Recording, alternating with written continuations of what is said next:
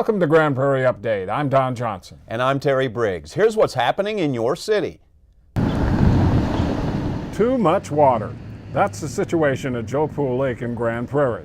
After weeks of nonstop rain, the lake is more than 8 feet above normal, and that's causing a wave of problems for the Memorial Day holiday. At Lynn Creek Park, the boat ramps are underwater, the marina and Oasis restaurant are closed, and other public areas are off limits.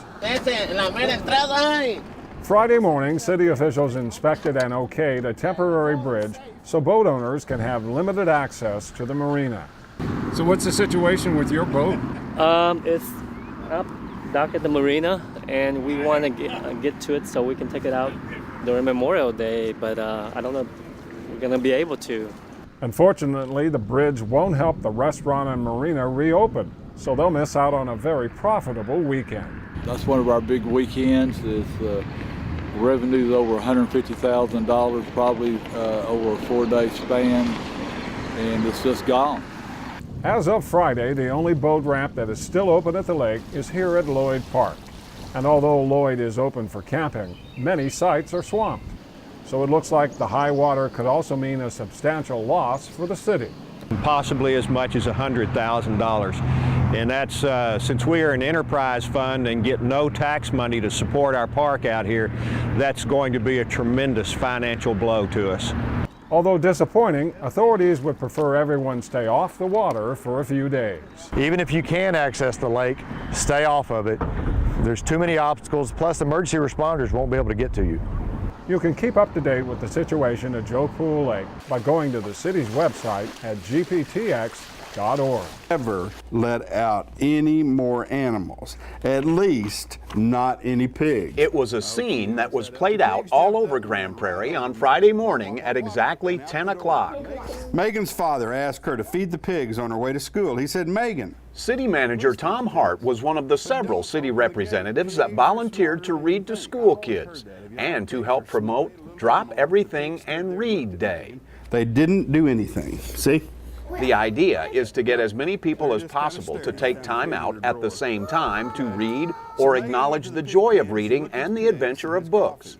DEAR Day has become an annual national celebration that was originally inspired by what else? A children's story in a book. When you've enjoyed reading and you get better at reading, it's going to help you all the way through your life. So, you know, everybody needs to get into a good book this summer, especially. I think if the kids will enjoy books during the summer, they're going to have a great time. And let me tell you, they'll be a better reader when they get into their next grade. That doesn't sound like... Mr. Hart read to second graders, and apparently they got the message. Batting seventh and playing third base, number 30, Frazier Hall. Professional baseball is back in Grand Prairie. Oh, say, can you see by the dawn's early light? The Grand Prairie Airhogs return to the field at Quick Trip Park for their first game of the 2015 season in the American Association of Professional Baseball, with all the pageantry, excitement, and tradition that goes along with opening night. Ladies and gentlemen, let's play ball. Several new players have been added to the roster for first-time manager Eric Champion, who takes over the team he has helped coach for the last 6 years. Even the manager gets butterflies. It's the greatest game on earth, and it's tough. It's tough preparing, knowing that you're prepared, all the thinking, all the months that go into putting all this together. It's now here, and I can't control it anymore. I can just put their name on a lineup card and put them out there. So it's a great day.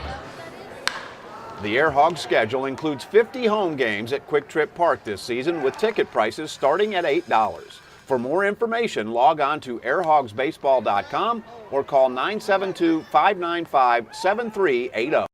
You're going to be at table number 6. Okay. There's that, and do you need a receipt? No, I'm okay. Okay. Grand Prairie is giving residents a unique opportunity to get to know one another.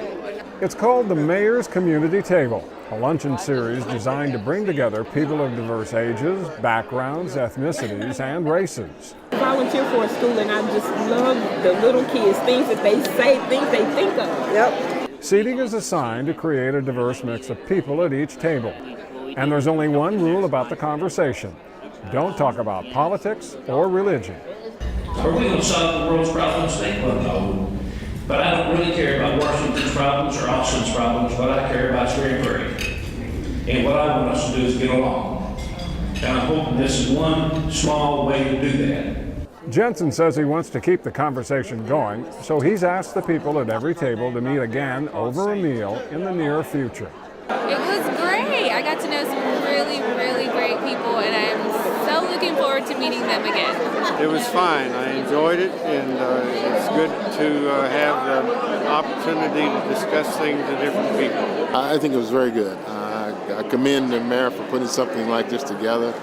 Get a chance to meet different diversities throughout the city, a chance for us to understand that we're all the make of this city. The city is planning another mayor's community table in the evening this fall. If you would raise your right hand and repeat after me.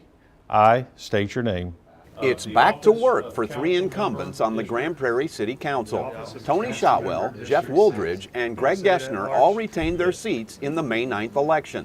On Tuesday night, they were sworn into office during a brief ceremony. I first want to thank the 579 people that went out and voted. You know, sadly, that's a low number. I wish it would have been more, but 579 people cared enough to go out and vote, and that was real important, and I appreciate them doing that.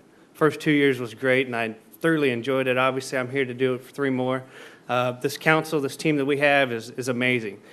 We work together, and we get things done, and we're not finished yet. So, members of the audience, I appreciate the opportunity to once again serve my city, a city I love so much, a city I was born and raised in, a city I've watched a great deal of history transpire, and very positive growth in these last few years. I'm really excited about our future. The 3 winners will all serve 3-year terms on the City Council. On the road again. Grand Prairie Police are on the road again for the 4th annual Special Olympics Law Enforcement Torch Run. The Torch Run marks the end of a year-long penny challenge by local students to raise money for Special Olympics Texas. To show their appreciation, more than a dozen officers ran to several schools to offer a personal thank you to the children. Cool signs. Thank you. Officials say adults may soon get their chance to help if Governor Abbott signs a bill passed by Texas lawmakers. When any citizen renews their vehicle registration, they will now have the opportunity to voluntarily donate to Special Olympics Texas Law Enforcement Torch Run. And the reason that's so huge, we're talking maybe $500 to $1 million additional funding every year. All right, good job, guys. It's estimated that Special Olympics Texas benefits nearly 400 Grand Prairie athletes and more than 45,000 others across the state.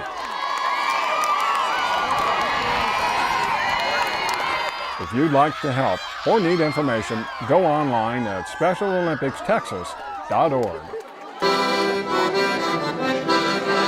It's all about seniors during an art show at the Uptown Theater in Grand Prairie.